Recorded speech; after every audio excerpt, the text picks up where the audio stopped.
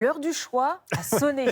Un choix cornélien, puisque oui, c'est l'été. Ça ne vous a pas échappé, évidemment, et on vous abreuve de jolies images de nos paysages en France et partout dans le monde dans ce Télématin. Et on se pose une question aujourd'hui.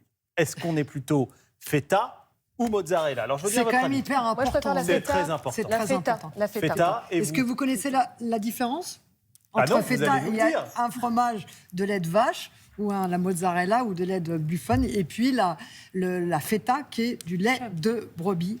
Brebis et un peu de chèvre. On peut trouver un peu de chèvre, mais majoritairement un lait de brebis. Alors la question qui fâche pour savoir quel est le meilleur fromage pour la santé, déjà au niveau des calories, vous avez une idée? Quel est le plus calorique, mozzarella ou feta? Spontanément, je dirais que c'est la mozza, mais... Pareil. Eh ben, tout le monde se trompe, puisque effectivement, la mozzarella est moins calorique. Pourquoi? Parce qu'elle contient 62% d'eau contre 55% pour la feta. Mais attention, donc c'est vrai que la feta est plus calorique, 280 calories pour 100 grammes contre 230, sauf que quand vous mettez de la mozzarella, vous en mettez beaucoup plus que la feta, parce que la feta a un goût plus prononcé, Comme plus Adrien, salé, donc voilà, on en met moins. Bien sûr. Donc Non, effectivement... mais J'adore la quand mozza. on ouvre une mozza, on met a priori toute la mozza. On la coupe Voilà, c'est ça. rarement en Et puis on petits met bouts. peut-être un petit morceau de tomate, éventuellement. Oui, et puis sait on rajoute jamais. un peu de feta par-dessus. Voilà.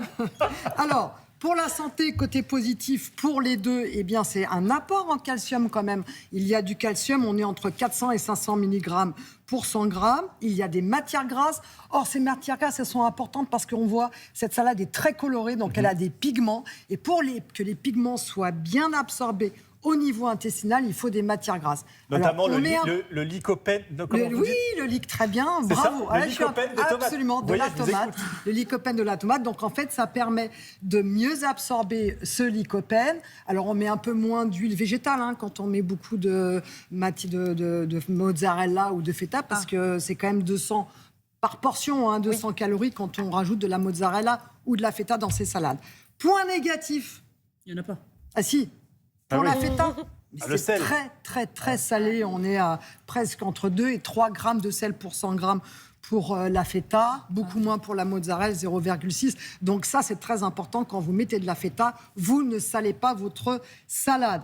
Et En fait, donc il y a un fromage de brebis, un fromage au lait de vache ou de buffon. Est-ce qu'il y a une grande différence là pour notre santé? Alors, un petit peu, parce qu'en fait, le fromage de brebis, eh bien, c'est du lait de brebis. Le lait de brebis est plus riche en oméga 3. Vous connaissez ces bon pour la acides santé. gras protecteurs, alors que le lait de vache est plus riche en oméga 6, qui sont plutôt des acides gras un peu inflammatoires qu'on consomme trop.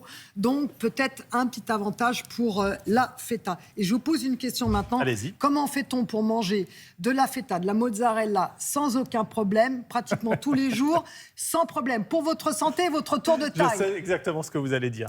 Il faut en mettre moins dans l'assiette. Mais bien sûr, Bah voilà. en fait, la Je vous mozzarella connais et la par cœur, feta, c'est Christelle. de la déco. Faites d'abord votre salade et après rajoutez votre fromage. Parce que franchement, comme la feta et la mozzarella sont des produits des fois très peu chers, alors que les tomates et les végétaux sont un peu plus chers, on a l'impression, dans les restos, quand vous demandez tomate mozzarella, Ouais. c'est plutôt mozzarella tomate. Tomate. Franchement. Ah oui, c'est ça. Donc, rétablissez les portions, les amis. C'est un moyen de manger des végétaux et pas l'inverse. Vous savez à quoi ça me fait penser? C'est Roselyne Bachelot, quand on lui avait demandé quel était son régime, qui avait dit: mon régime, c'est le BLM. Voilà, bouffe la moitié. Voilà. Elle me l'avait dit à moi en direct et j'avais dit quoi? Une nouvelle technique pour perdre du poids.